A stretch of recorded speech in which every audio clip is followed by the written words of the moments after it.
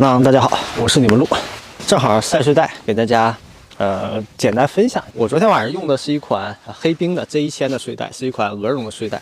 它的舒适温度是-18度，最高温度是-11度，最低温度是-22度。黑冰这个牌子在国内做的算是比较不错的一款产品，无论是它的整体做工，还是说实际的指数，我个人觉得还是比较符合它的这个标注的95%的绒含量。选择羽绒产品有2个核心指标，第一个就是它的填充物的比例，就是里面绒多还是毛多。无论是羽绒还是棉的这种填充类保暖的产品，它靠的都不是它物质本身的这个保暖，靠的都是纤维之间的间隙，主旨就是热量交换嘛，所以达到的保暖效果。间隙越丰富，间隙越多，理论上它的保暖效果就越好。这就是为什么绒要比毛要保暖一些。填充物是95%以上的灰鹅绒，除了填充物以外，还有个很重要的指标叫蓬松度，可以理解为它的这个蓬松的一个程度。蓬松度越高，它的这个中间产生的间隙越多，保暖效果越好。比较好的羽绒类产品，蓬松度800加以上，就是非常高的一个品质了。就羽绒产品和棉类产品，包括人造棉和天然棉呢，最大区别是羽绒一旦沾水之后，它就会完全失去保暖效果。但羽绒产品都会用2种方式防水，一种是表面防水，一种是聚水羽绒。像黑冰，它对外宣称使用的是聚水羽绒啊，内外材料都使用了锦纶，有一定的聚水性，并不是完全防水。建议大家在使用的还是要注意使用环境的，并不是说有使用了聚水羽绒啊，使用了聚水涂层啊，它就有一定防水效果。它是一个侧开的木乃伊睡袋，可以用这个东西把脖子围起来，让你的整个颈部有个更好的保暖性。使用了双向的 YKK 拉链，它拉链是夜明的，就是在你晚上的时候，就无论是我们是进出睡袋的，不需要开灯，你就可以能找到睡袋的一个拉链头在什么地方。我觉得这个设计还是蛮用心的。它也使用了一个分区设计啊，就整个核心部位中段和中下段，它的填充的方式是不一样的。我们的核心区域是纵向的，中下段是用横向的。脚部其实有一个梯形的设计，更好的切合我们腿部空间啊。再说一下这个温标，大部分睡袋都会有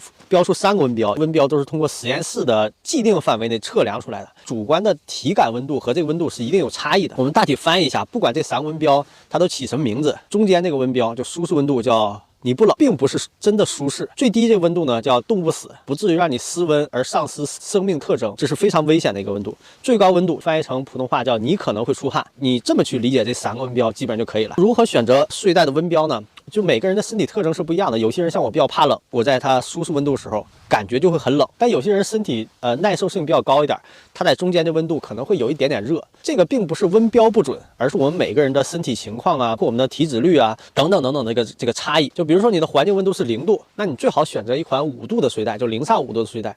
如果说你的环境温度是-10度，那你最好选择一款0度到5度的睡袋，就大概提高5度。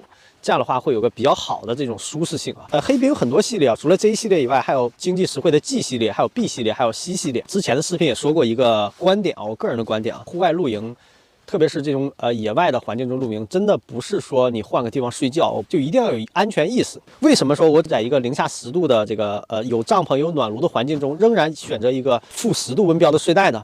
就是因为一旦我的暖炉出现问题，或者说我的帐篷出现问题，或者等等的突发情况，至少这个睡袋可以在一定程度上维持我的体温，这点是非常重要的。所以我并不建议大家说，我有暖炉，我有什么，我就可以带一个薄的睡袋，并不建议大家这样。特别是冬天，特别是比如说零下的这种环境中，建议大家按照环境温度去选择睡袋的温标，而不是按照你预期的帐篷内的温度去选。热不要紧啊，热它死不了人，但是一旦冷，特别是在你没有发现的情况下忽然降温的话，真的还是非常危险的。如果说0上的环境中无所谓了，对不对？冷我加件衣服就可以解决了。但是，一旦过了所谓的冰点，低温对人或者对东西的伤害都会几何程度的增加，而不是递进的增加。关于睡袋的储存，睡袋一般会带3个袋子，有个袋子是储存用的袋子，会比较大一点，尽量让羽绒处在蓬松的状态。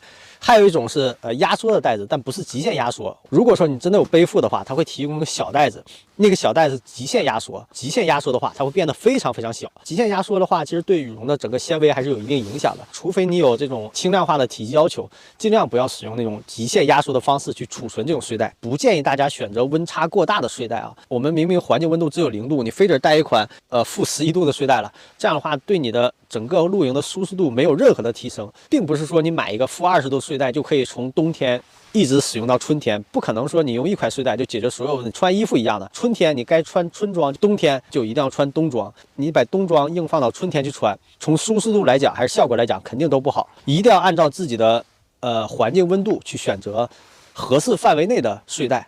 好了，这就是我们今天的视频内容。如果喜欢我们小伙伴，希望大家积极点赞关注。如果你对哪些话题感兴趣，也一定留言给我。我是你的路。